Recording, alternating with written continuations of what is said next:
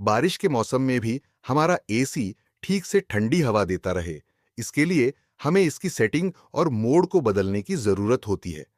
आपको बता दें कि एसी में अलग अलग मौसम के लिए अलग अलग मोड्स दिए जाते हैं। मानसून आते ही उमस से बचने के लिए हमें एसी की सेटिंग बदल देना चाहिए। देश के अधिकांश हिस्सों में मानसून ने दस्तक दे दी है।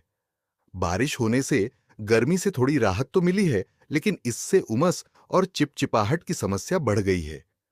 कूलर और पंखे उमस गर्मी में तो थोड़ी राहत दे देते हैं, लेकिन उमस को हटाने में ये पूरी तरह से नाकाम रहते हैं।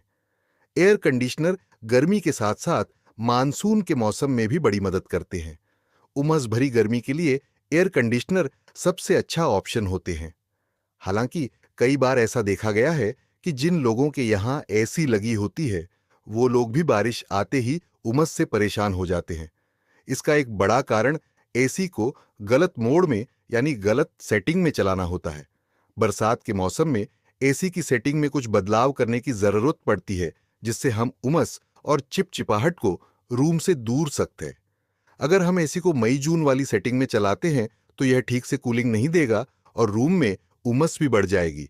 बारिश में इस मोड में चलाएं एसी। आपको बता दें कि आज के समय में मार्केट में जितने भी एसी मौजूद हैं, ज्यादातर नई टेक्नोलॉजी पर काम कर रहे हैं।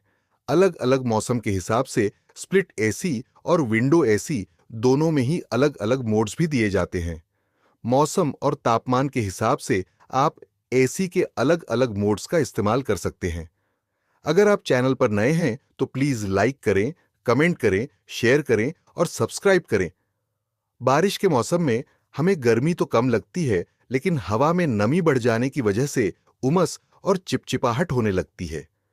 इसे दूर करने के लिए आप एयर कंडीशन के ड्राई मोड का इस्तेमाल कर सकते हैं।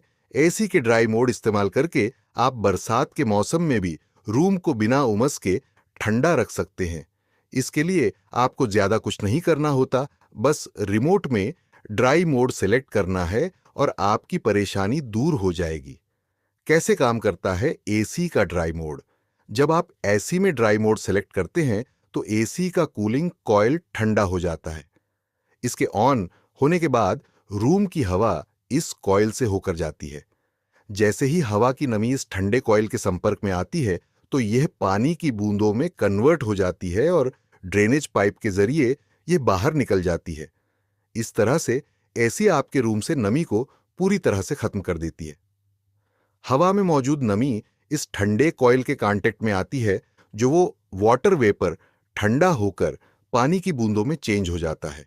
यही पानी फिर ड्रेनेज पाइप से होकर बाहर निकल जाता है और रूम में नमी न के बराबर रह जाती है। इसके बाद ठंडी ठंडी हवा रूम में आपको शिमला वाली फील देती है। आपको बता दें कि एसी के ड्राई मोड में आपको कूलिंग बढ़ाने की भी जरूरत नहीं पड़ती। अगर आप बरसात में मौसम में ड्राई मोड के साथ 26 डिग्री तापमान पर भी एसी को चलाते हैं तो भी आपको अच्छी खासी कूलिंग मिलेगी। अगर आप चैनल पर नए हैं तो प्लीज लाइक करें, कमेंट करें, शेयर करें और सब्सक्राइब करें।